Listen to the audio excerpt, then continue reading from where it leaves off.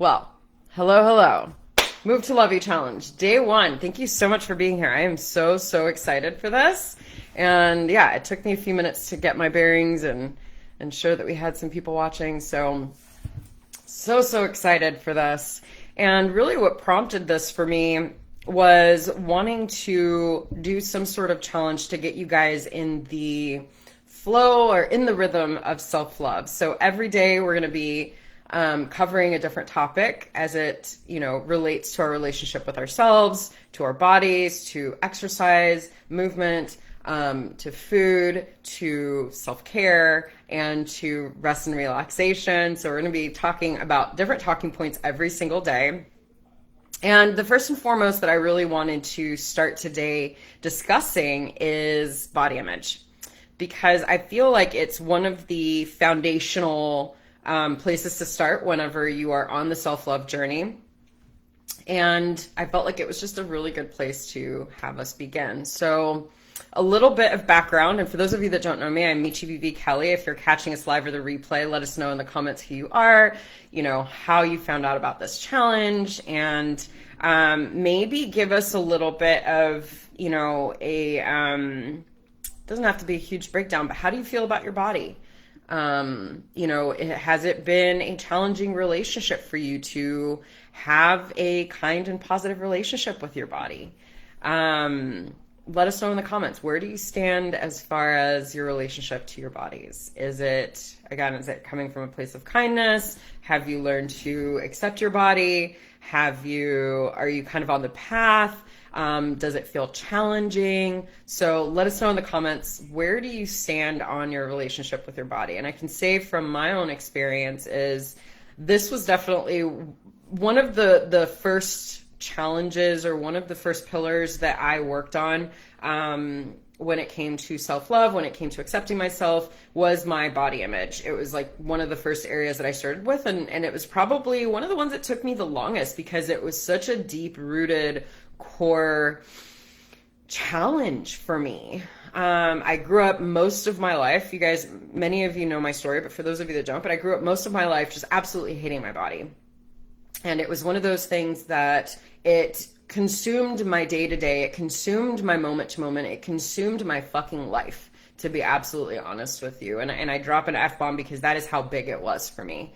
And it ultimately, overcoming this has really been one of those catalysts for me to want to help other women feel more comfortable with their bodies, feel more confident in themselves, feel more empowered within themselves, to be able to live their lives regardless of what they look like, regardless of their size, regardless of the weight on the scale, regardless of what they eat, regardless of all of it. I want to help women release the shame that we feel around ourselves and around our bodies, so that we can ultimately be the best version of ourselves, so that we can ultimately live the life that we want to live, so that we can ultimately be the best version of ourselves, right? So let's see, very, very challenging to accept, Mom says. Yeah, and of course, that's kind of what happens, when we see our mothers, when we're younger, and they have a hard time accepting themselves, then through that lens, we also start to absorb our own belief systems around who we are and our body image. And so,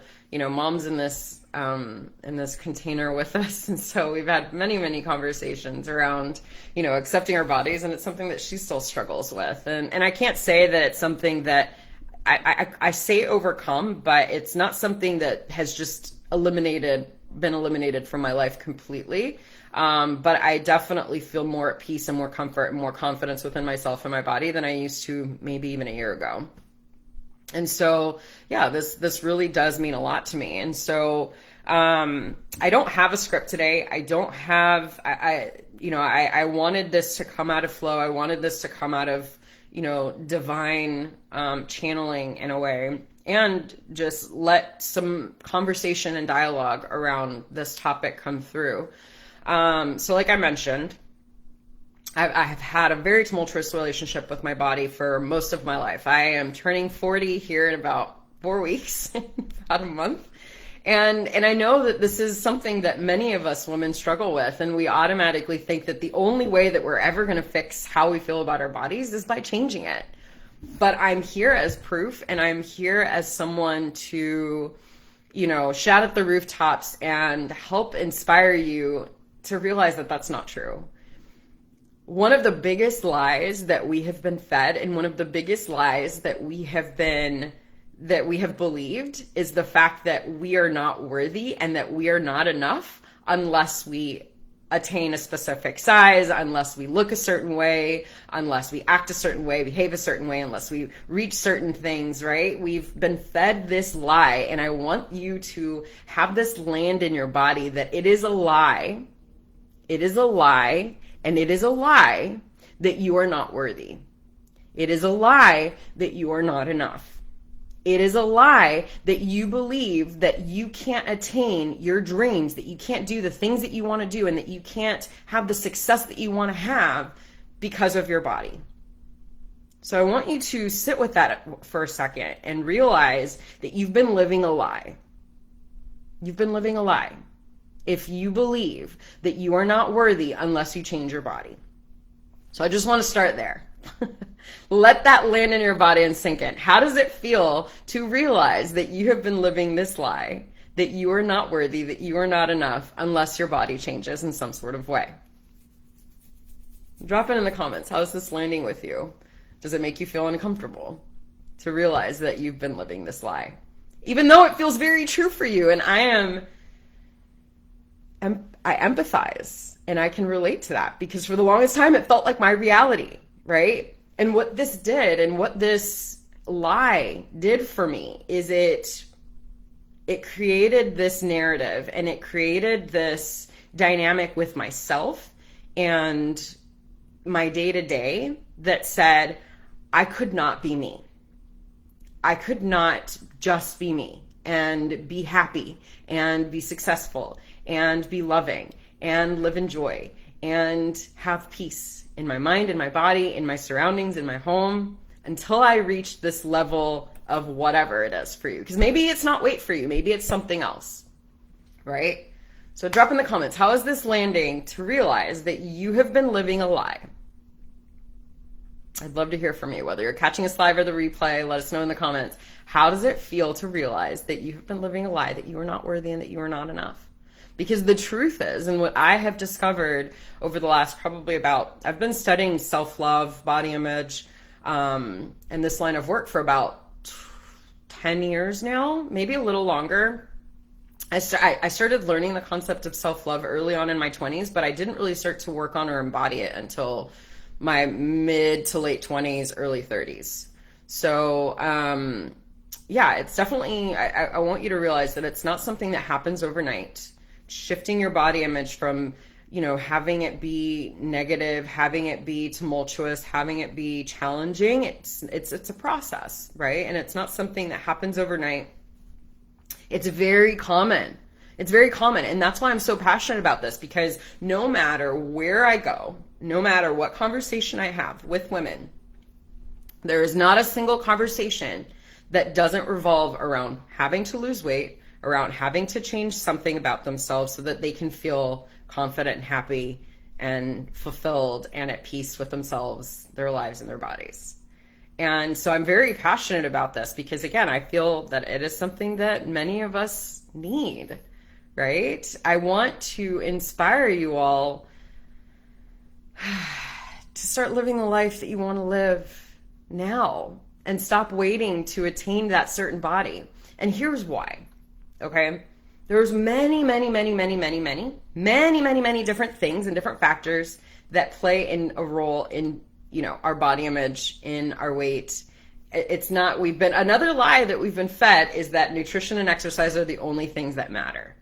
And the only ways that we're going to attain happiness, the only ways that we're going to attain health, and the only things that impact our weight, and the only thing that impact our health. But there's so many other factors, such as DNA, right? If we have DNA that says this is the body type, right, that your parents had, your grandparents have, then you might have a mix of some sort of that type of body type. And if you're consistently fighting against your own DNA, you're going to be left disappointed. You're going to be left disappointed. And time again, you're going to try, even with the nutrition, even with the exercising, to try and lose weight. How many times have you started a diet in your lifetime? Let me know in the comments. How many times have you started a diet in your lifetime? Can you even count? Because the truth is, it's probably somewhere at least in the 50s, in the hundreds maybe.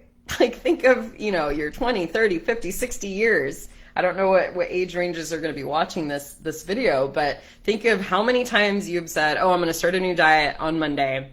And then the next week, I'm going to start a new diet on Monday. And then the next week, I'm going to start a new diet on Monday. And then the next week comes around. How many times have you started a diet in your lifetime? Mom says, in my case, I've created that life for myself because looking back, it has just been society filtering into my life and thoughts through commercials and public figures as actresses. Absolutely. That plays a huge role in how we view ourselves, especially because we tend to put actresses and actors in a pedestal, almost as like, oh my gosh, we idolize them so much that they're like God. But when we put people in a pedestal, Mom, think about what you're doing to yourself. If they're up here, where are you? Somewhere down here, right? And this was one of the things that I learned when I was first in training for life coaching, is the moment that you put anybody in a pedestal, including me. I don't want anybody putting me in a pedestal, right? I do know a lot because I've studied a lot, right? But I don't want anybody putting me in a pedestal. Why? Because then I'm making you small in the process, or you're making yourself small in the process, right? And same as vice versa. If I put you in a pedestal, I'm making myself small in the process. Right? So think about that. Anytime you're idolizing somebody, and consider that everyone's human and we all have our faults, right? We all have our traits. We all have the things that we do wrong. We all have our shadows. And oftentimes it's stuff that we don't even want to recognize. Definitely not something we want to super get into today. But let me see, I'm almost changing something or saying something else. Oh, that diet job is constant. And JoJo is constant. Yeah, absolutely. It controls our every thought. It controls our every action. It controls our every day to day. How exhausting is it to be part of this hamster wheel, though? Like, where you're constantly running, trying to get to that goal and not being able to accomplish it because it's too hard, it's not attainable, and it's like not sustainable. Right? And you're constantly trying to reach that carrot, at the end of the treadmill. Not really the carrot, but, that goal of wanting to attain a different body than what you have now. And what you've done is you've created a war with yourself. You are at war with yourself if you are consistently trying and not succeeding at changing your body. Some people might have some success. Some people might, and there's been times that maybe you have, and that's kind of what keeps you on the hamster wheel, because you're like, well, 20 years ago, it worked for me, but is it working for you now? And I'm not saying, don't eat healthy or don't eat, foods that are considered nutritiously dense, like broccoli, salads, or to try to eat things that can nourish your body. Nor am I saying don't go out and exercise. No, that's not what I'm saying. I'm just saying, let's start to shift our relationship with these things a little bit so that it's coming from more of a place of love than it's coming from a place of war. Does that make sense? Let me know in the comments how this is landing for you. Mom says, yes, there's one of your posts, I think that's a woman showing up in her perfect toned body, but then says how much work and sacrifices she does in order to get that body, missing out on so many things. Yes. We are missing out on life because we're trying to attain a goal. Oftentimes we have the image of somebody else's body that we're trying to achieve. And then when we're not getting the outcome of having someone else's body, again, we're left disappointed. And then we think that we're the problem. But I'm here to tell you, you're not the problem. The way that you think about your body is the problem.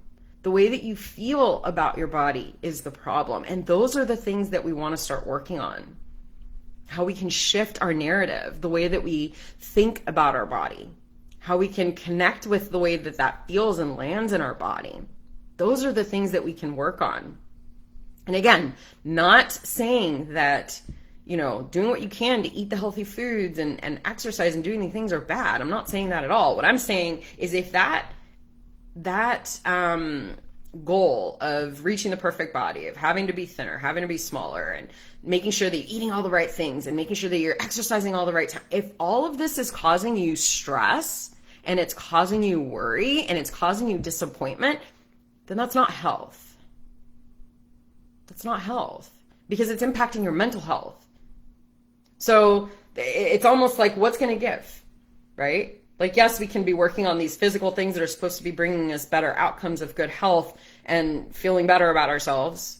But if our mental health is suffering because of that, then it's not health, right? And it can create an obsessive, an obsessive mental system, right? So let me know, how's this landing and for you? I know I've kind of talked quite a bit at this point. Let me know if you guys have any questions so far. But okay, so we've realized this, right? We accept, because that's step one, is accepting the fact that maybe the things that we're trying for, maybe the goals that we're heading towards, and the obsessive beliefs and thought systems around the perfect body, around being thinner, is causing us mental health issues, is causing us more stress, is causing us more worry, it's causing war within ourselves, about ourselves, then the first step is to accept where we are. We are in this place of being at war with ourselves. So that's the first step, right? And also doing what you can to try to accept where you are. The more you accept where you are, the more you actually have the ability to change something. But if we can't seem to accept our bodies, if we can't seem to accept where we are, we're just going to continue just on the hamster wheel. So we got to get off the hamster wheel, take a look at the big picture and see, is this serving me? Is this goal in trying to attain a smaller body, a perfect body, a toned body, how is it actually serving me? Because maybe at some point in your life it did. But I want to give you a little bit of a reframe, that maybe now, in this lifetime, right here, right now, what it's doing is it's distracting you. It's distracting you from actually living the life and actually going for the things that you want to do, because you keep waiting to have the perfect body. Because you keep waiting. Because you keep waiting. And because you keep stuck on the hamster wheel, and because you keep trying to change your body versus accepting where you're at right now and realizing, again, I kind of got myself, a little turned around here, but diet and exercise aren't the only things that impact our health, and it's not the only things that impact our body and our weight, right? Many other things impact. So I talked about DNA, health factors, diabetes itself. A lot of people think that weight is the contributing factor of diabetes, but there's thin people that have diabetes. So how does that make sense? So health factors, societal factors. Right now, groceries are an insane amount. Some people can't afford the organic foods. They can't afford, the healthier foods. For some reason, those are made more expensive. And so the ones that they can afford are the ones that are cheaper, which are usually the more processed foods. So trying to realize that, again, there's so many different factors that play a role into our weight, into our health. I even had, I had a friend that she was a very healthy, seemingly 25-year-old, taught yoga. She ate vegetarian, was thin, taught a lot of yoga, worked, she was an amazing human being and did what she could for her health. And unfortunately, she was diagnosed with MS at the age of, I think she was, how old was she? Like 25. And my dear friend suffered through this illness for 6 years before she passed away last year. And I remember one of the first things that she said to me when she was first diagnosed, she said, fuck the diets. She said, eat the hamburgers. Because at that time, she was being fed through a feeding tube. Right? And I remember that stuck with me so much, because there's only so much control that we have over our health, over our weight, over our circumstances sometimes. And yes, we can work on manifesting. And yes, we, I'm a believer in creating the life of your dreams and being your own creator, but there is something at a higher power sometimes, right? So there's only so much control that we have. And sometimes it's best to surrender, sometimes to realizing that, if we can't control certain things, then the only thing we can do is surrender and accept where we are, who we are. So how is this landing? Again, I know I'm kind of jumping around. That's what I tend to do when I don't have scripts. This is a very juicy conversation. I'm having fun with it because I'm very passionate about it. So let me see, am I missing any comments? No, okay. So my whole point is that the way, or really the question is, how do we heal from it? How do we heal from a negative, bad image? So like I said, self-acceptance is a really good place to start, especially when we don't have control over something. How can we surrender and accept where we are?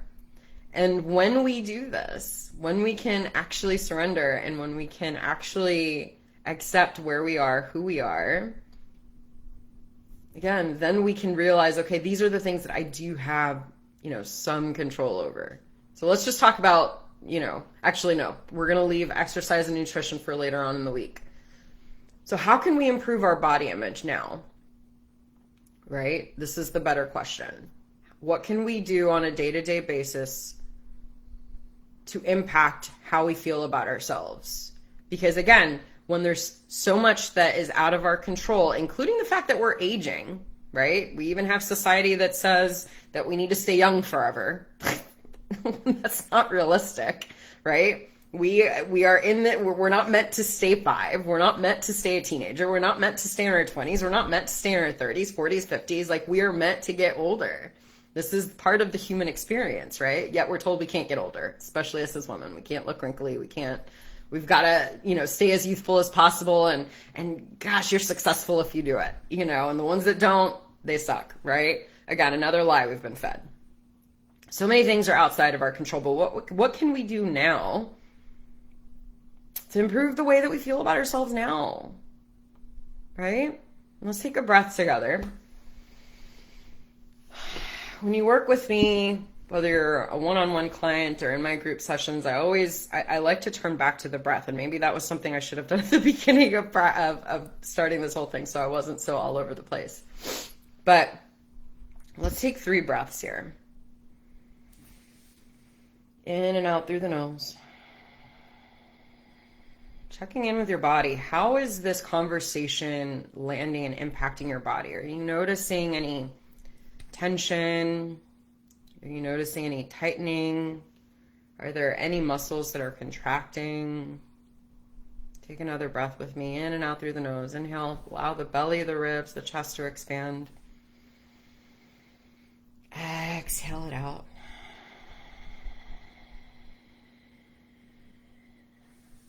One more breath.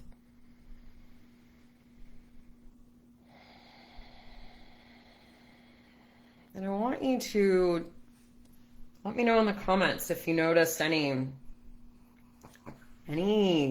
friction, any tension in your body from hearing me talk about this.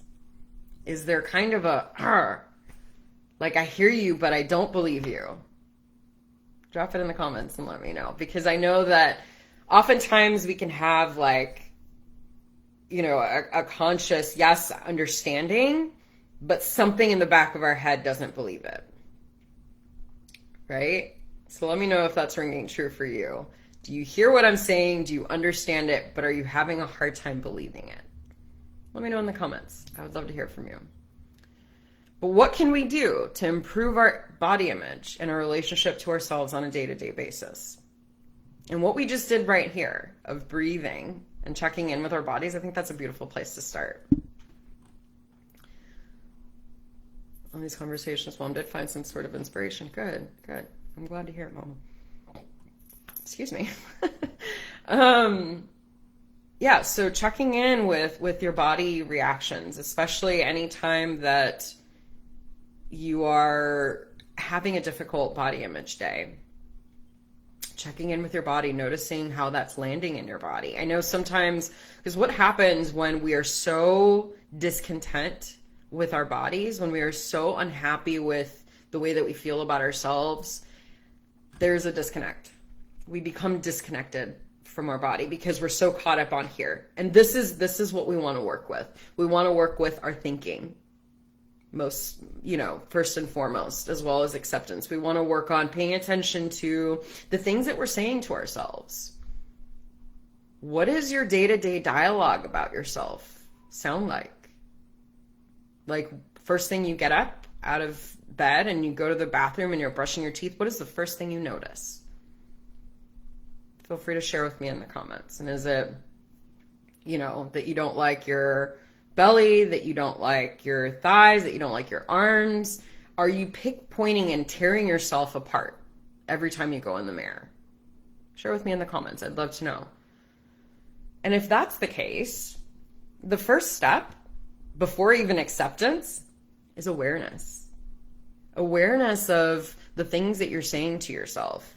Awareness of the things that come up as you look in the mirror. Awareness of the things that come up as you're getting dressed. Awareness of, before even changing anything. We're not even trying to flip the narrative all of a sudden and be like, I love the way that I look. I love the way that I feel. Because then there's going to be what I was talking about of like, yes, there's an understanding that we don't want to feel this way, but the back of our mind doesn't believe it. And then there's like, again, we go back into the war mode. And that's not necessarily what we're looking for here. We're looking for just starting to pay attention to how you treat yourself and how you talk to yourself about yourself before changing anything. And I think the first place where you do this and where I have found the most amount of success, when it comes to treating myself better, talking to myself in a different way, is working with the mirror. Okay, so this is going to be your practice. This is going to be your first move to love you practice. This is what's going to get you from I don't like my body to slowly starting to repair the relationship with your body, to slowly start to neutralize it. Because again, we can't go from hate to love.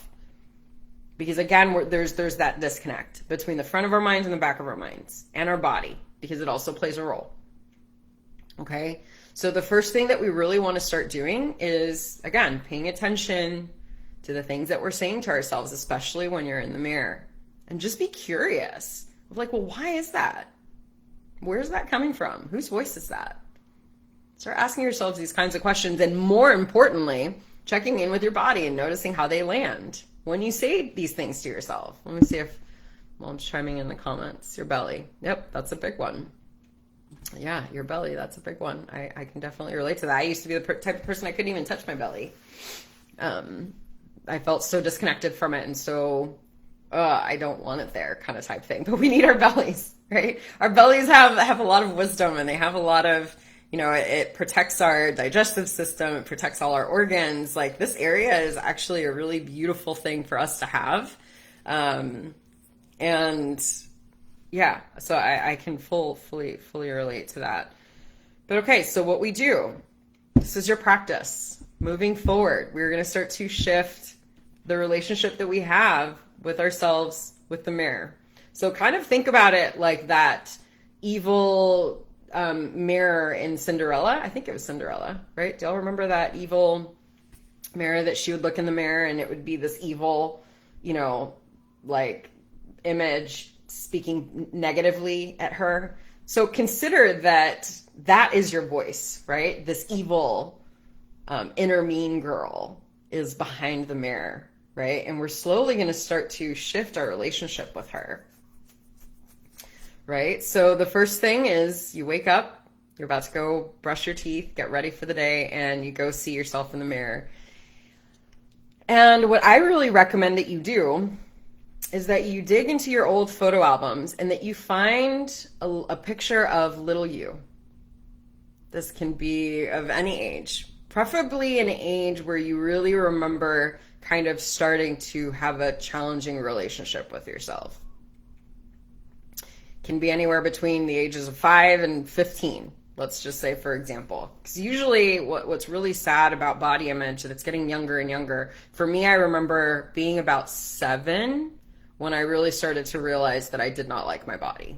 And y'all, that's so young. If you think about a little girl who is just like growing and learning, and that's one of the first things that she's learning is that she can't accept her body. She doesn't like her body. She feels like there's something wrong with her, right? To me, it's heartbreaking to think about that. But so what we're gonna do is we're gonna find a young picture of ourselves. Again, whether you're 5, 15, whatever that looks like. We do tend to have body image stuff come up sooner than 15, but I know teenagers can also be a very coming of age era where we're then starting to develop, and we hit another layer of body image stuff, right? So if it's teenagers is when you remember it best, and then feel free to grab a picture of yourself as a teenager. But whatever it is, you're gonna get that picture and you're gonna take that picture and you're gonna put it right where you look at yourself in the mirror all the time. You're gonna, put some tape on it and paste it on your mirror. And I did this probably for the first 4 or 5 years while I was in recovery and starting this process. And what you're gonna do is that the moment that you start to notice the conversations that you have with yourself, negatively talking about your belly, your arms, your thighs, whatever the case is, I want you to look at her. And we're not going to change the conversation in any sort of way. I just want you to realize in that moment that every single time that you're speaking negatively to yourself, you're speaking to her. You're speaking to that younger... I get so emotional when I talk about this, y'all, because it's personal for me. You're going to be talking to that younger version of yourself, and you're going to realize how unkind it is that you treat yourself this way. So I apologize for getting emotional, but yeah, it's a personal thing for me. Snow White. Oh, Snow White, not Cinderella. Thank you for correcting me, Mom. I couldn't remember. Yeah, so that we're going to start changing the relationship that we have with ourselves in the mirror. So that's going to be your exercise for today. And actually for the week. And moving forward, I just want you to keep that picture there. And I want to hear from you all in the comments that this is your declaration that you're going to do this. You're going to find a picture of yourself when you were younger, and you're going to put her next, right within your eyesight. So write it like your eyesight where you can see her. It's not down here. She's not up there. She's just within your eyesight, reminding you that every time you speak negatively to yourself, you're speaking to little you. Okay? And this isn't, again, we don't want to automatically go into, oh, I'm just going to start changing this dialogue. If you feel more comfortable with starting to give yourself some positive affirmations, or maybe just some neutral affirmations of, there's nothing wrong with my body right here, right now. There's nothing that I need to change. I accept myself as I am. If you want to start adding some positive affirmations or neutralizing affirmations, that's a really good place to start. While having that mirror, and then you're starting to develop a more neutralizing conversation with yourself through her, through little you. So for those that are watching, let me know your declaration that you're going to do this week, and that you're going to keep her there. I kept her in my mirror for, gosh, it was throughout most of the time that I was living in Garland, so probably 4 or 5 years. And I didn't do it in my mirror, in my bathroom mirror. I had her in my office, so that every time I had a random mirror in my office, and every time I would do my mirror work, I would have her there and I would look at her, and it was a good reminder that she didn't deserve that. And the truth is that we don't deserve this. We don't deserve the inner mean girl voice. We don't deserve the nastiness that sometimes we say to ourselves. And oftentimes it's things that we would never, ever say to anyone else, right? Let me see, what am I missing in the comments? You don't think you have a little girl photo, Cassie, at all? Of you? Aw. Maybe something to explore. What else could we do? I'll have to think about this. Maybe, Cassie, you could draw a picture of of you as a child, of what maybe whenever you remember, if you did have any sort of challenging relationship with your body or having a challenging relationship with yourself in any way, maybe it would be good to draw a picture of her if you can't find one. But you don't have a picture of your little self. Yeah, I think that might be another good way of approaching it. How do you think, or what do you think about that? Oh man, that's rough. All kinds of challenges, I feel like. Cassie's postpartum, so well, yeah, maybe drawing a picture of yourself, and like in your mind, like, this was me at whatever age. I don't know. See if that's maybe a helpful thing that you could do.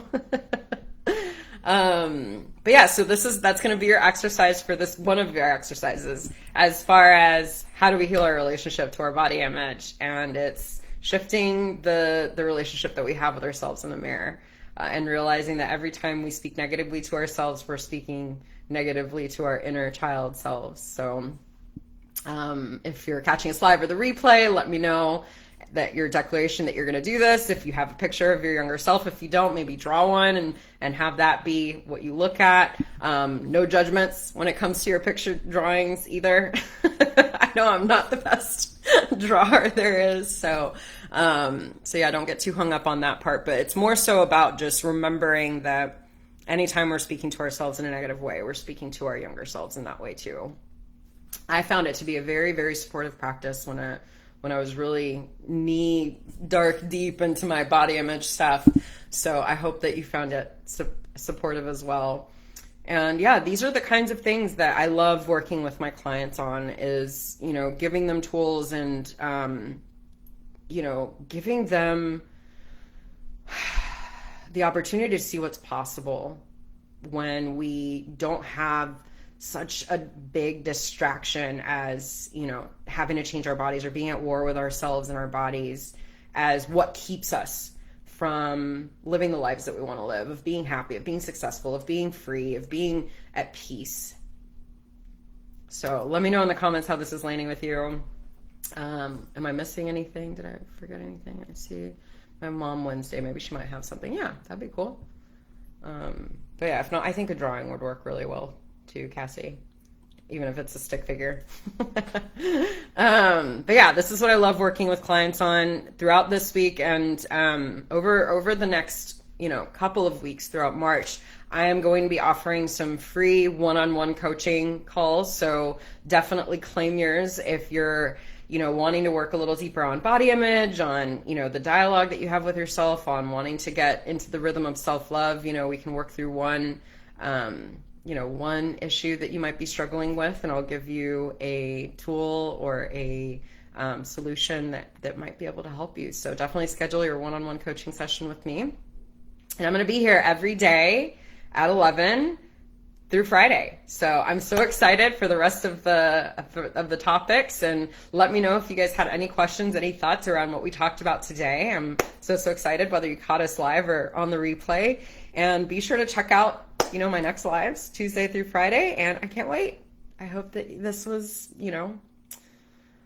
inspiring and that you got something out of it. So drop your questions, and I can't wait to see you tomorrow.